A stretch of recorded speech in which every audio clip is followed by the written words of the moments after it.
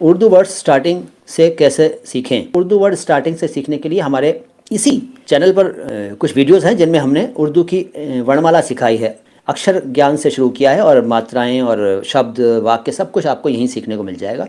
किसी किताब विताब के चक्कर में मत पड़िए, हमारे वीडियोस देखिए, सब सीख जाएंगे आप। उर्दू हिंदी दोनों में परफेक्ट हो जाएंगे आप। सफलता नहीं, सफलता। हिंदुस्तान का मतलब क्या है? बहुत वाइड मीनिंग है हिंदू शब्द के।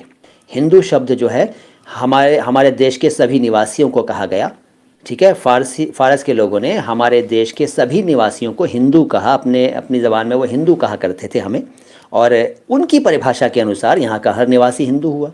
और हिंदुओं के रहने का स्थान हिंदुस्तान या हिंदुस्तान हुआ। स्थान संस्कृत में और स्थान फारसी में।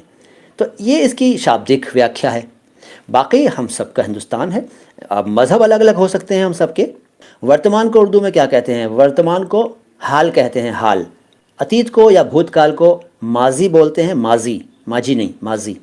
हाल बोलते हैं वर्तमान को, प्रेजेंट टाइम को। फ्यूचर को मुस्तकबिल, मुस्तकबिल, तक तक तक तक नहीं, तक नहीं, तक का नीचे नुक्ता, मुस्तकबिल।